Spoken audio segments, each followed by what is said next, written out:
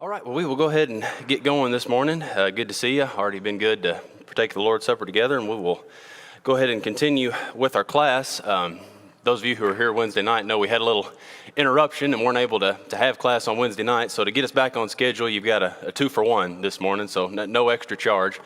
I'm going to try to get through my material in about 20 minutes, and then I'll hand the microphone off to Darrell, and he'll do this morning's material in about 20 minutes. So Elijah at warp speed, so buckle up and we'll see what we can do.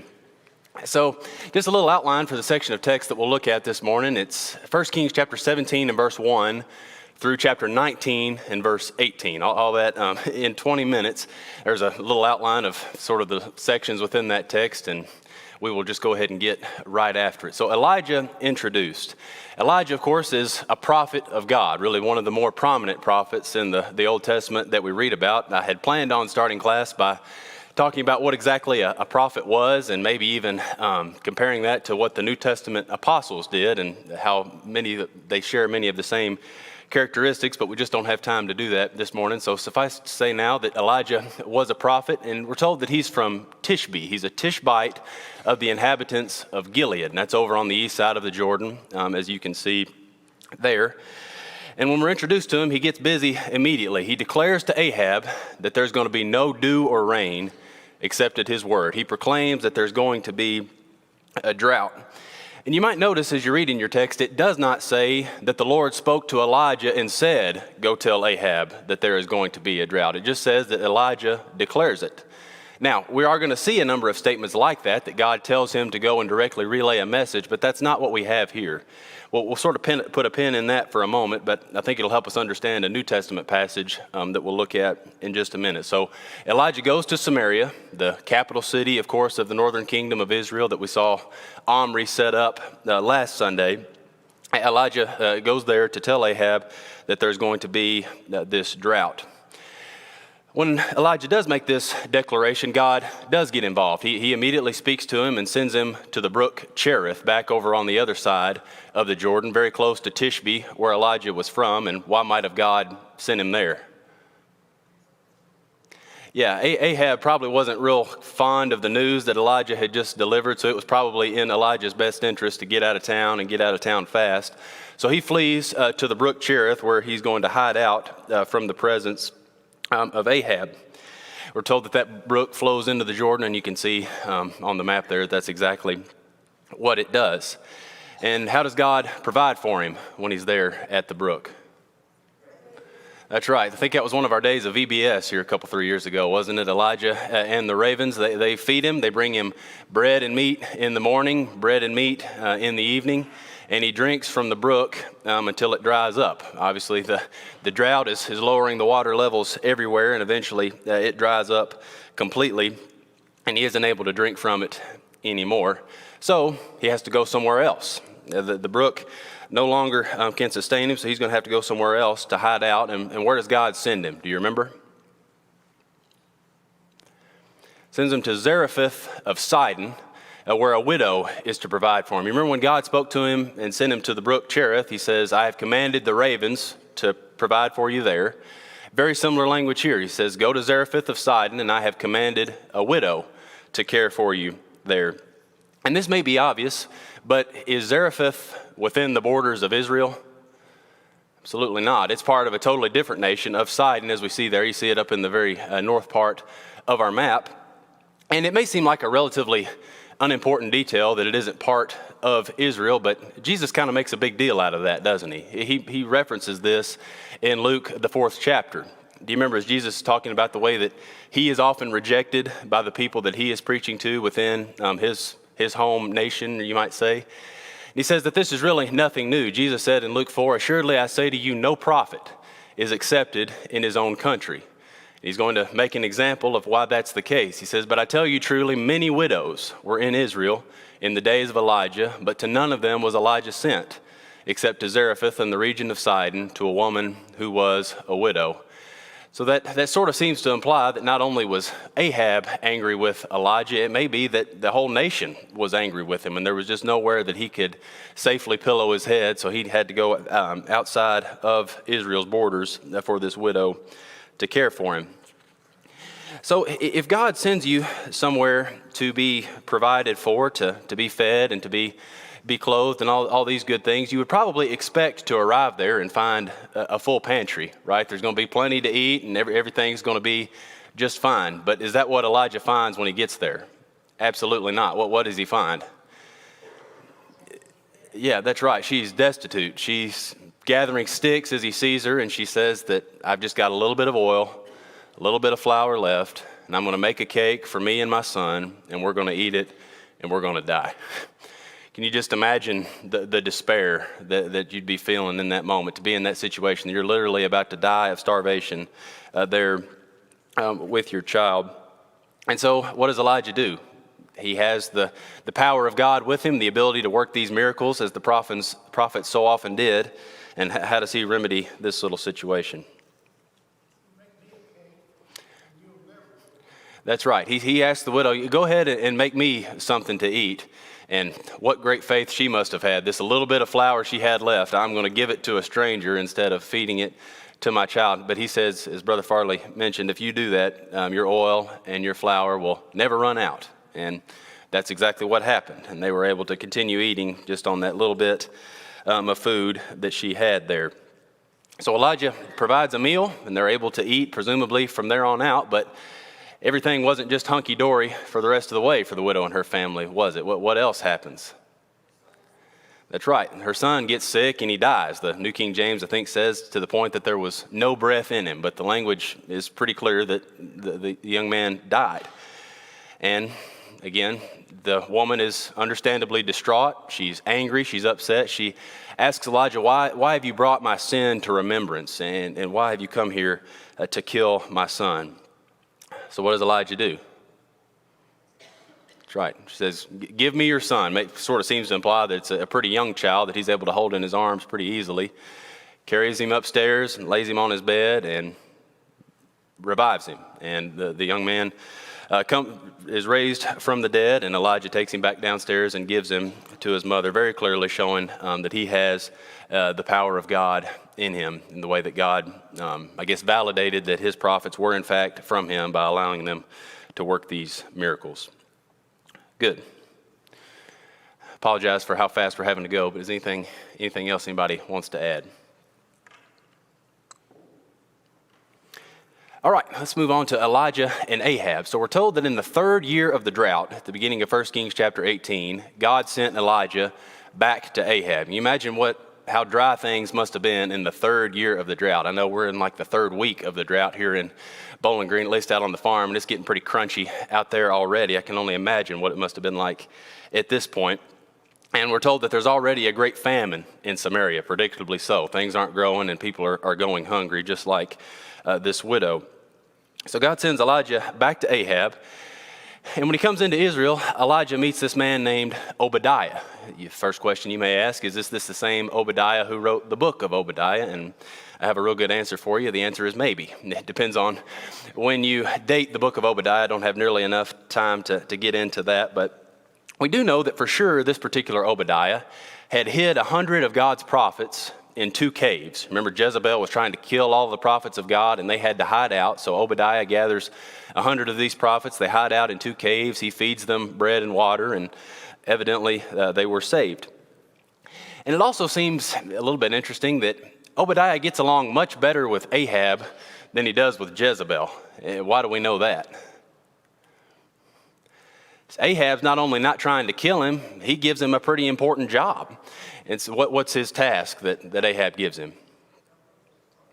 That's right. We're running out of feed for the livestock fast. So I need you to go out to the caves and the springs somewhere, find us some grass that we can feed these livestock with. If not, we're going to start to lose them.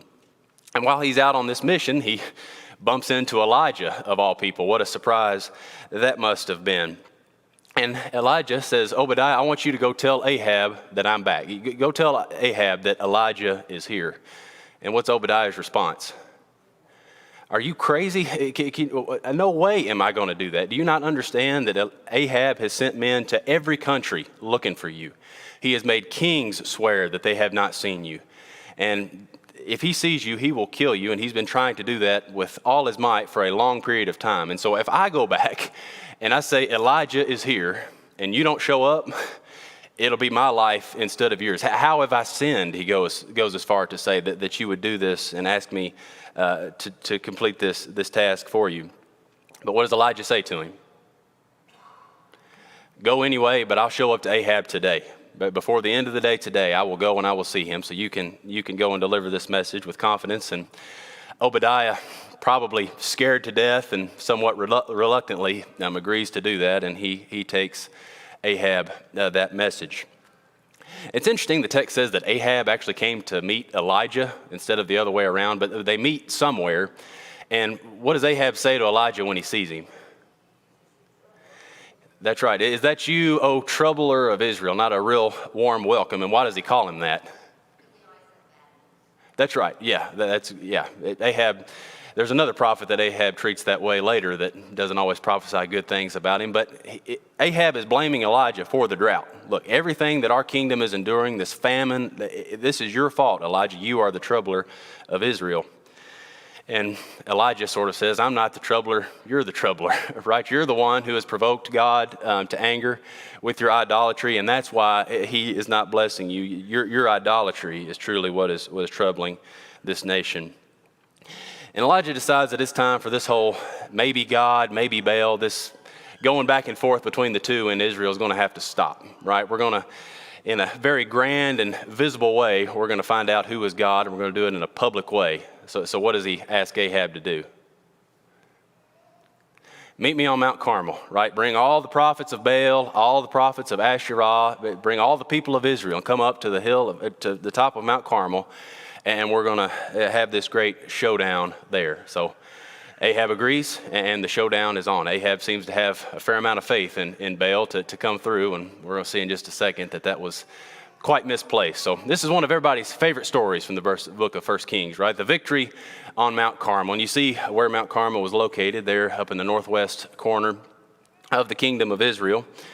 So Ahab does just what Elijah asked him to do. They bring all of these prophets of these false gods to the hill, and Elijah is there as well. And Elijah begins the proceedings, you might say, by asking his famous question, how long will you waver between two opinions? We've already touched on it a little bit, but what does that kind of imply? Have the people of Israel just forsaken God totally and decided that they're not going to worship him in any way anymore? I don't think so. They're trying to kind of have their cake and eat it too a little bit. And I think Mr. Phillips maybe pointed this out last Sunday. They were still worshiping God in some way, but trying to take on these pagan traditions and rituals alongside it. Do we ever do things like that? Maybe try to maintain our worship to God and our faith, but also enjoy as much of the world as we can at the same time. And God just says you can't have it both ways. And he actually says it a couple times to us in the New Testament. Doesn't Jesus say something pretty similar to this in the Sermon on the Mount? No one can serve two masters, right? He'll either hate the one or love the other, or he'll be loyal to the one and despise the other. You cannot serve God and mammon, Jesus said. And what about the Apostle Paul? 2 Corinthians chapter 6, he equates it to idolatry very directly. He says, what accord has Christ with Belial? Or what part has a believer with an unbeliever? And what agreement has the temple of God with idols? Well, brethren, we just can't have the ways of the world and God. We've got to make our choice, and we've got to make it God. Elijah said the same thing 3,000 years ago, and the same is true for us in the New Testament times. So Elijah asks this question, and the contest begins. And the premise of the contest, as you all know, Elijah and Baal's prophets are each going to prepare a bull on an altar. And each are going to cry to their God, and the God that destroys the altar with fire, he is God, and he is the one that we will serve. Elijah decides to give the prophets of Baal the honor. Let them go first. And then they begin their great cry to Baal. They cry out to him all morning, the text says, with no response. And to really start to get Baal's attention, what do?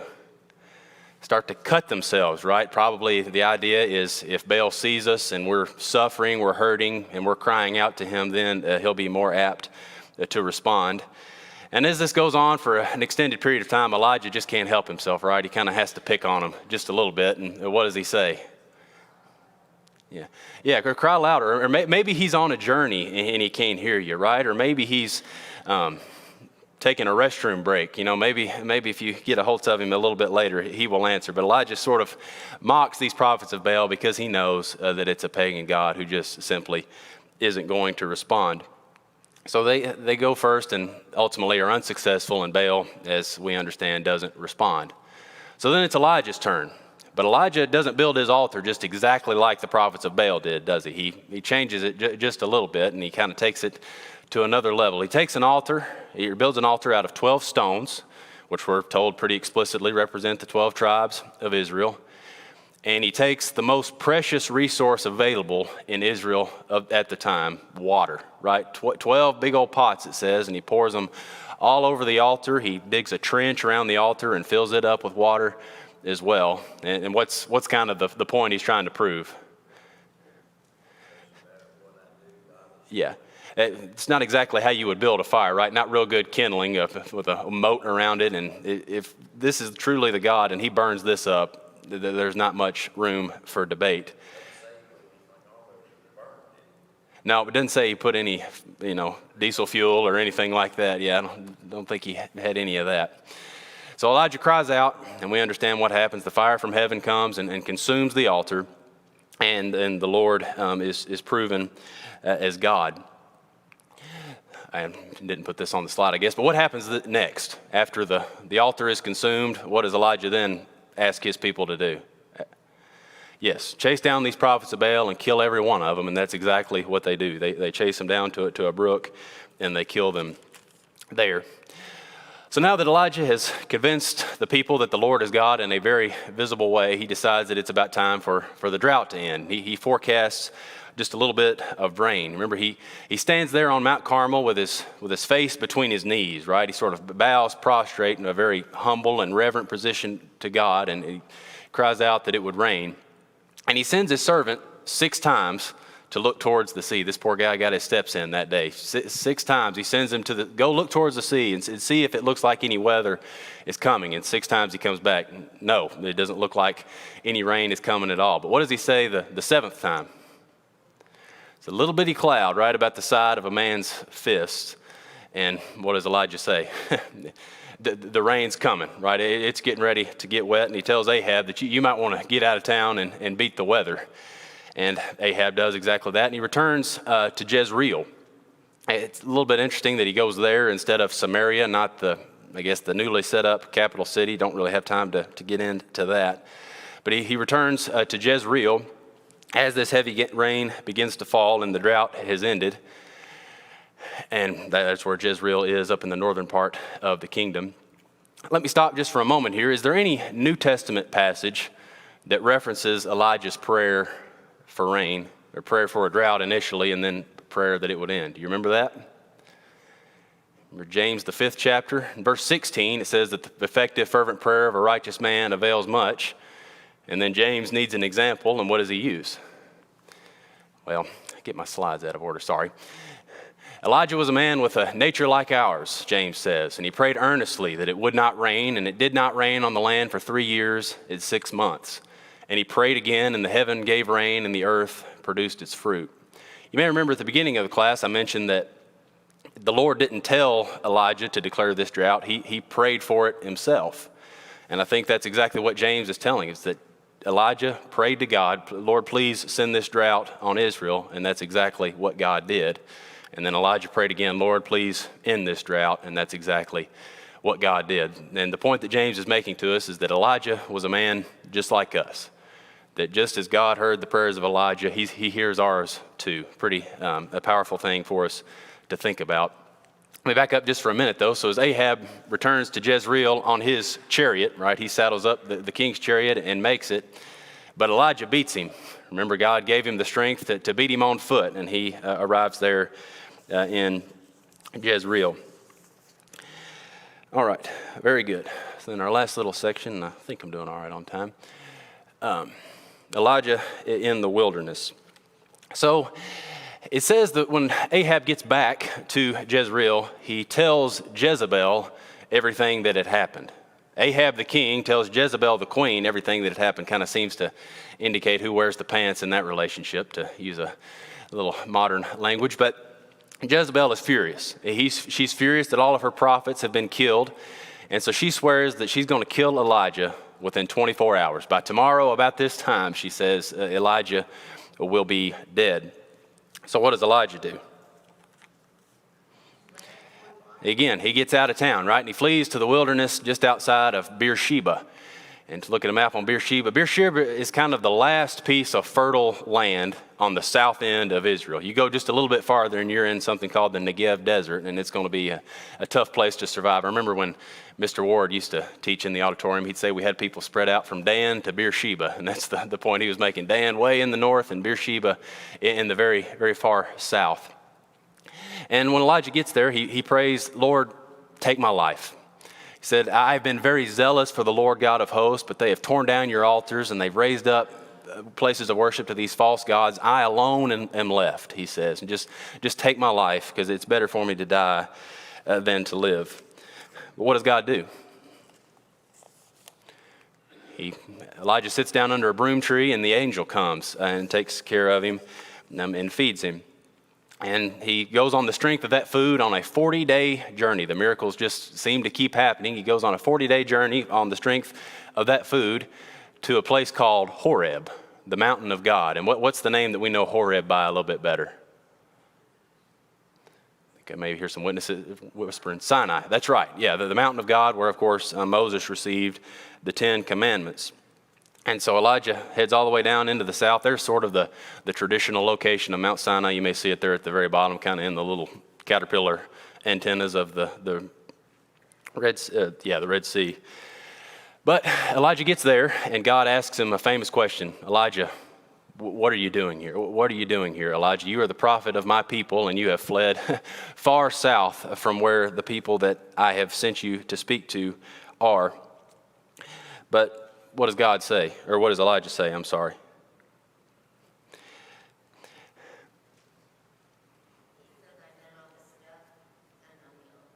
That's right. That's right. I've done everything that I can to reveal who you are, and they still are trying to kill me. Just imagine how tired and scared and really just defeated he must be after everything that he had been through to this point. And so God... that's right. He says, I alone am left, and they seek to take my life. And God then begins to give some signs to Elijah to really prove that he is still with him. You remember he tells him to go out to the entrance of the cave and to cover his face, and the Lord is going to pass by. Very similar language to what God does as he passes by Moses there when he's on Mount Sinai receiving the 10 Commandments. And this is one of those passages that just reads so beautifully. There was a great and a strong wind, but what does it say? The Lord was not in the wind. And then there was an earthquake, but the Lord was not in the earthquake. There was a fire, and the Lord was not in the fire. And after the fire, a what? A still small voice. That's right. And what does the voice say? What are you doing here, Elijah? He asks him the same question, and Elijah repeats his response verbatim. I alone am left, and they seek to take my life. So then God is going to have some encouraging words for Elijah, and you might think it would be something like you can do it, I'm with you, I'm here, and that is what he says to some point, but at the very beginning of his words, it might be a little surprising to us what God says. What does he tell Elijah to do? That's right. That's what he says sort of at the end, but he gives him some jobs to do at the very beginning, doesn't he? As if Elijah hasn't already done enough. Go anoint Hazael king over Syria. Go anoint Jehu king over Israel. So I'm this man fleeing for my life, and now you want me from a position of really authority, go and anoint these people as king. It says anoint Elisha to be the prophet in your place. And he says that these men are going to kill your adversaries. Whoever Hazael doesn't kill, Jehu will kill. So we remember that Hazael is going to kill Ben-Hadad, the wicked king of Syria. Jehu will wipe out the house of Ahab. So God essentially says, Elijah, you get busy about my business. You get busy doing the things that I have commissioned you to do, and I'm going to take care of you as you do. Probably a good lesson in that for us. And as Brother Farley said, there are still yet 7,000 in Israel who have not kissed Baal and who are still faithful to me, and I'm going to preserve those people. 2 minutes too long, sorry. But Elijah at warp speed, so let Darrell take over now. Thank y'all.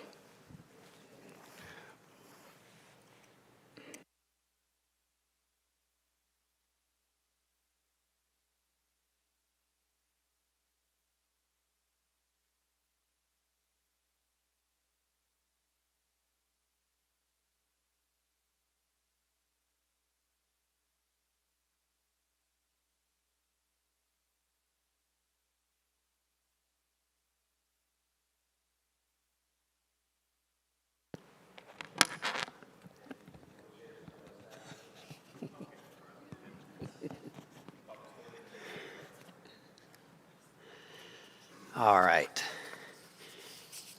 I appreciate these young guys who are helping us out this time. Don't you all? You know, I always appreciate someone who really puts in the time and has something to teach. And both of these young fellows have done that. They have put in the time.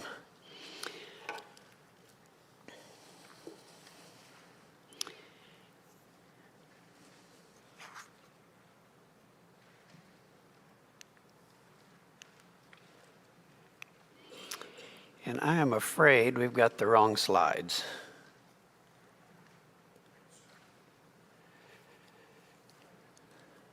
Did you load 2 onto the desktop?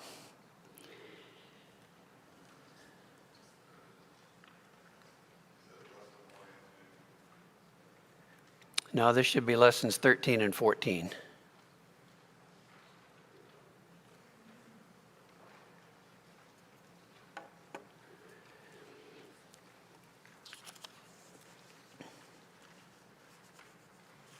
Do you still have that thumb drive? While he's looking, I have also left another handout at the table back here. I didn't want to take the time for us to hand out both, and you don't need this one immediately.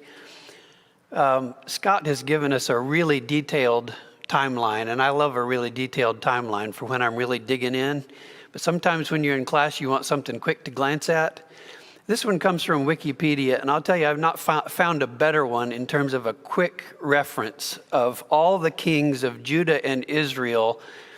And it doesn't provide a timeline really, but it just tells the order of the kings, and it lines them up so that you can see which kings are co-regent in the north and the south. So you can just take a quick glance at this, and you can see Ahab, well, he was at the same time as Jehoshaphat. And you can see the whole story. The timeline actually kind of tells the story between Jehoram and Ahaziah and Athaliah. And it's just a really nice quick reference. So if you want to pick one of those up on your way out, that'll be helpful to you. Okay, so apparently I deleted the wrong one from off the... all right. So we're just going to go by the text. That sheet that I just gave you, we're going to go without slides. Thank you, sir. The sheet that was just passed out to you, sessions 13 and 14, we're going to do most of 13, the rest of this class period, and then on Wednesday, we're going to do the rest of 13 and all of 14. And the way that breaks down simply is we're going to finish talking about Ahab this morning, and then we're going to talk about Jehoshaphat on Wednesday. All right. And on the sheet that I just gave you, it has a nice word at the top of it. If you've never heard this word before, you'll see it a lot in the literature, the word Pericopy. It's basically it's one of those paragraphs that has a title on it in a lot of the versions of the scriptures. These are the ones that appear by title in the ASV, in 1 Kings, and in 2 Chronicles. 1 Kings is on the left, 2 Chronicles is on the right.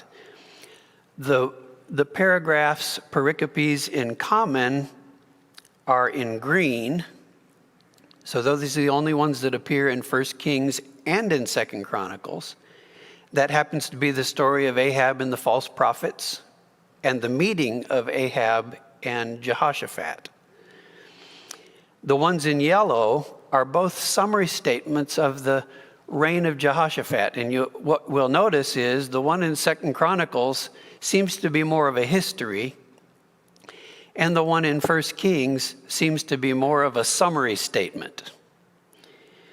You get more detail on the reign of Jehoshaphat from 2 Chronicles than you do from 1 Kings.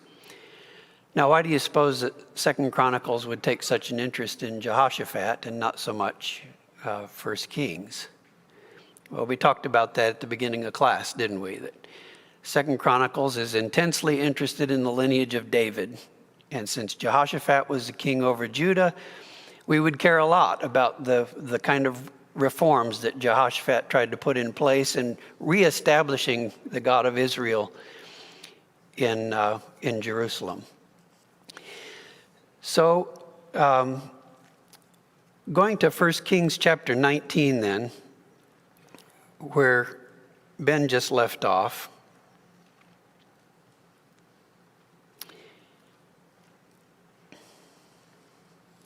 We begin in verse 19 with the call of Elisha.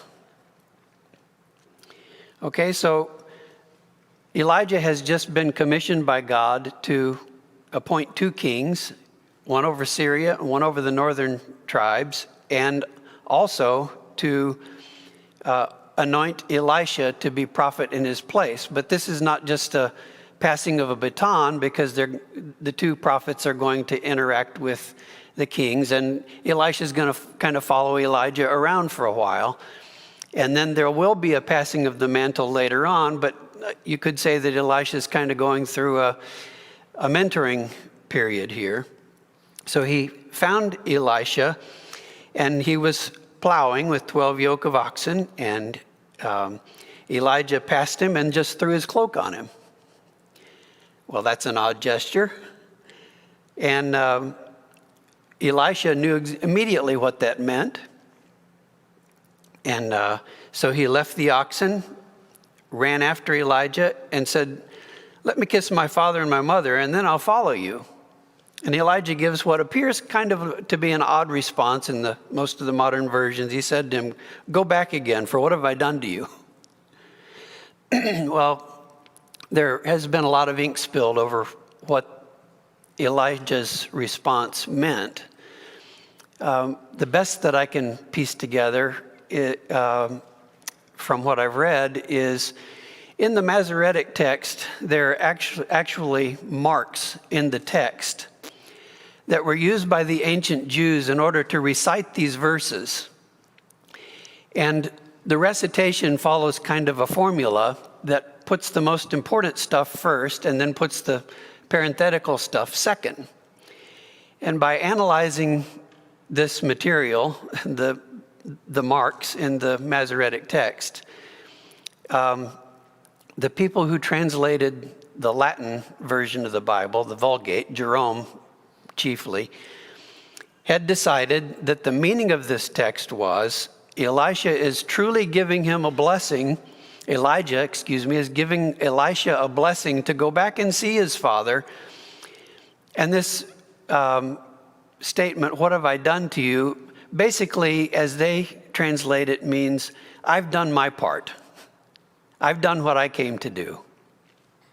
So the symbol of his throwing his mantle on him, indicating that he would be the next prophet in Elijah's place. Elijah has accomplished what he came for. So what Elisha does now is really Elijah saying, it's none of my business. You go do what you got to do. I've done what I came to do, for whatever that's worth. But that helps me, because that has always puzzled me a little bit. And I compare that with the way Jesus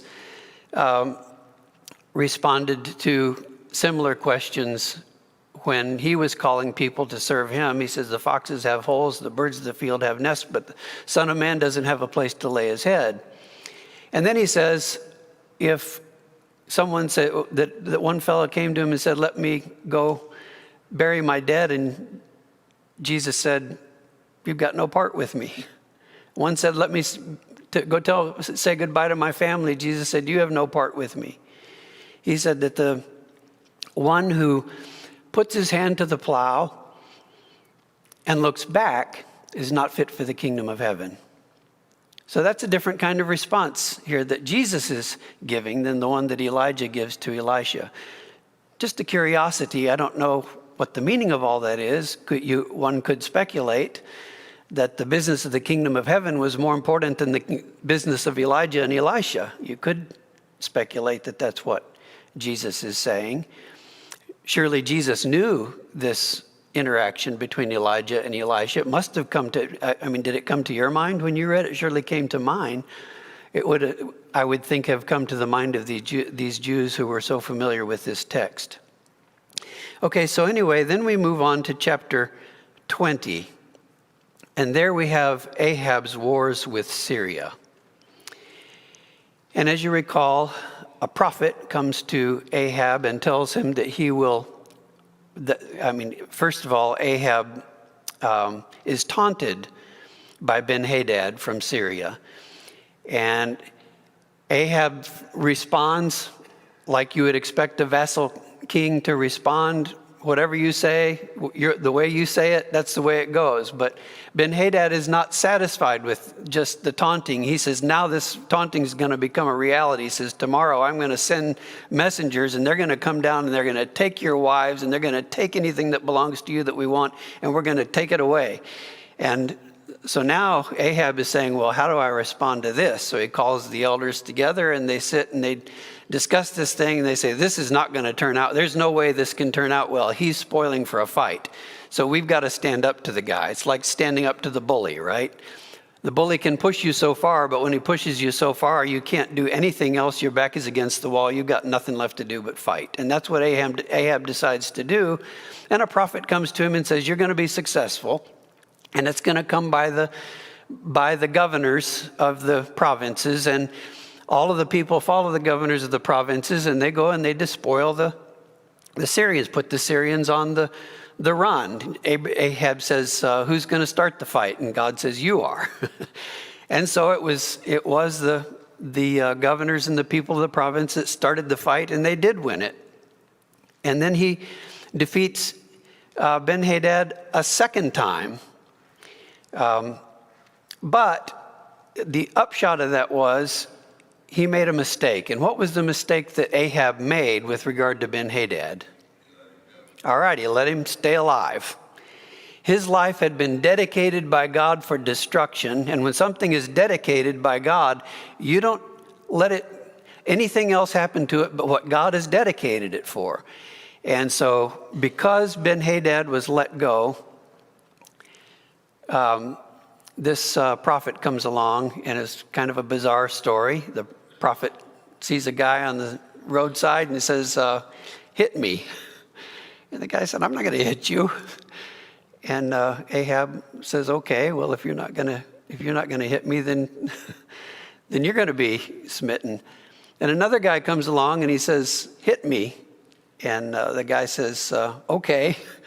And I guess the message here is that if a prophet tells you to hit him, you better go ahead and clean his clock. So, and he did. He hit him hard enough that he was wounded by it. He was very obviously he didn't just get hit. He got hit hard enough that it was very clear to everybody that saw it. And so he bound himself up and hit himself and went along to Ahab, and he said, what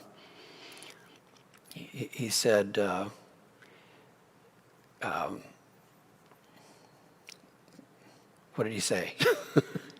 I don't have my slides in front of me, guys, sorry.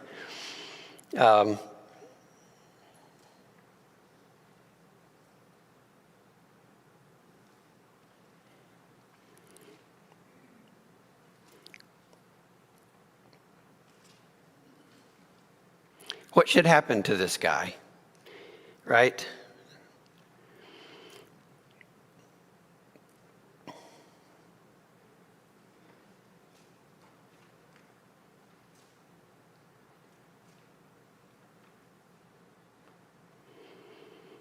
I suppose I should have walked down there and got my slides and taken 5 more minutes of our class time, but I thought I could do this without them.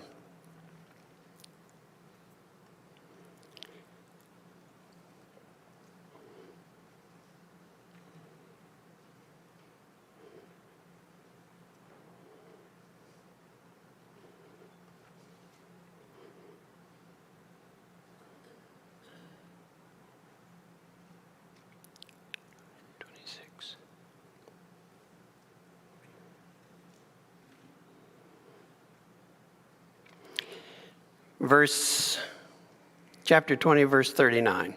And as the king passed, he cried to the king and said, your servant went out in the midst of the battle, and behold, a soldier turned and brought a man to me and said, guard this man. If by any means he's missing, your life shall be for his life, or else you shall pay a talent of silver. And as your servant was busy here and there, he was gone. The king of Israel said to him, so shall So shall your judgment be. You yourself have decided it. Then he hurried to take the bandage away from his eyes, and the king of Israel recognized him as one of the prophets, and he said to him, Thus says the Lord, because you have let go out of your hand the man whom I devoted to destruction, therefore your life shall be for his life and your people for his people. And the king of Israel went to his house vexed and sullen and came to Samaria. All right, then we get to we come to the end of that story, and we get to the story about Naboth's vineyard. All right. Very famous story. We've all heard it since the time we were young, if we've been in churches and Bible class our whole life. Ahab decides he wants a property that belongs to somebody else, and so he decides to take it by coercion. He first asks for it, asks him to sell it. It's not right for him to sell it. It's in his inheritance. If he sells off that inheritance, he doesn't have any more inheritance. His family doesn't have any more inheritance in Israel. It wouldn't be the right thing to do, so he refuses Ahab. A dangerous thing to do, don't you agree, to refuse a king what he asks for?